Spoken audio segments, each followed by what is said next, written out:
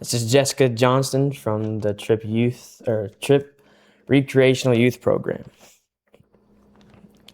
How are conflicts handled? Conflicts, that's kind of a hard situation sometimes. It depends if it's to do with players or coaches or parents or kind of whatever.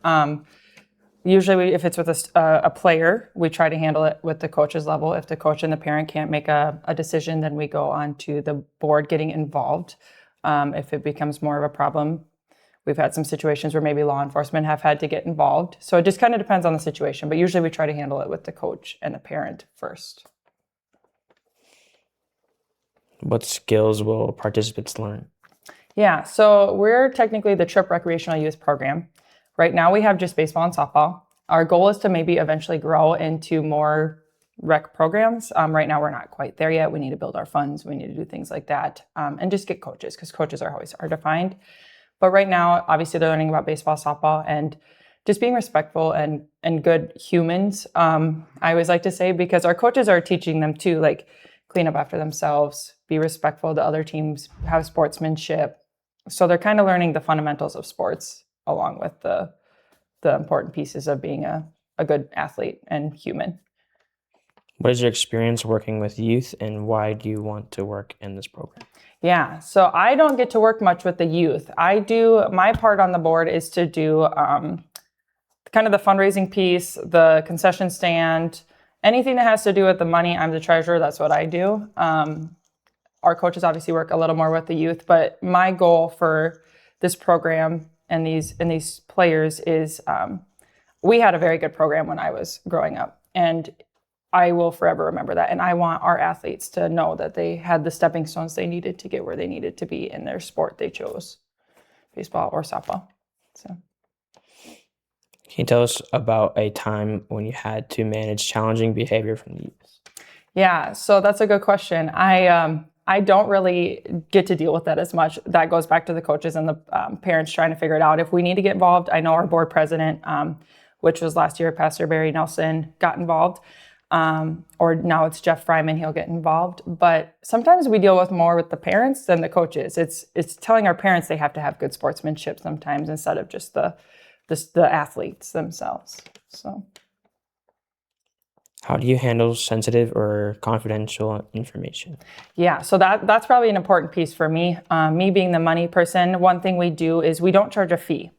And so if we have a player that maybe can't afford to play, I don't want to say afford, but they don't want to pay the $40, we have an option where they pay, work two shifts at the concession stand. And sometimes people will come to me and they might not be able to do either. And that's something I don't like to share with other people because that is confidential and that is a very hard conversation for those families to have. So that's about as confidential as we get. How would you handle a situation where a child becomes sick or injured? Yep.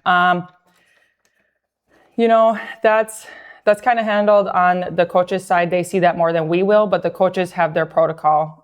They know if it's an emergency, they'll get a hold of the parents. If there's a sickness, they have their protocol on who they call, what they'll do. I know we've had instances where maybe they slid into second base and broke their leg. They'll take them to the hospital. Usually a parent is there, which is helpful, but they'll get them to where they need to go. What would you do if the kids would fight or hit each other? That one, again, goes back to the protocol. Parent or coaches will try to handle it. If coaches can't handle it, then it has to go to the board and maybe even law enforcement, depending on the situation. But we act on that really fast. If there's any fighting or whatever, that is something we don't take lightly. This is a fun environment that we want to keep fun. So we try to get that controlled right away. How did the youth program start? Yes. So the Tripp Recreational Youth Program was initially the Tripp Little League. And recently we became a 501c3. And when we did that, we had to get new bylaws and change our name. So the Tripp Little League has been going on for as long as I can remember. But Tripp Recreational Youth Program just formed, you want to say it that way, last year in 2025. What do you like best about working a youth program?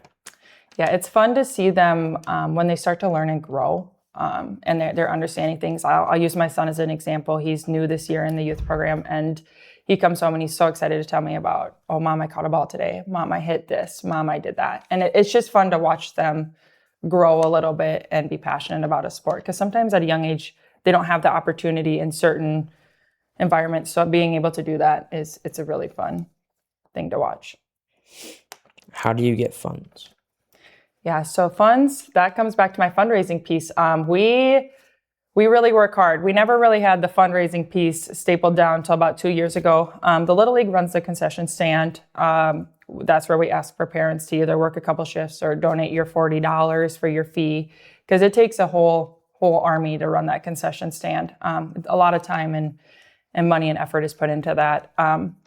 But that's kind of how we get some funds. We also do the Monday Night Football books, which is a big hit. I think last year we also started a March Madness bracket this year. So just kind of different pieces we're kind of throwing in to start fundraising pieces to get our money built up, because we do in the future would like to work with the city on maybe getting a new concession stand built with an actual bathroom and sink to wash hands. So a little more sanitary. How could you donate? Yeah, so that goes back to, they can reach out to me, Jessica Johnston or Jeff Fryman. We also have Jordan Ziegler on the board, Mark Gamar, and Roger Albrecht. There's 5 of us on the board.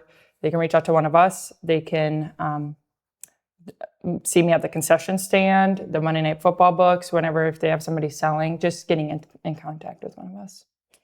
How could people volunteer?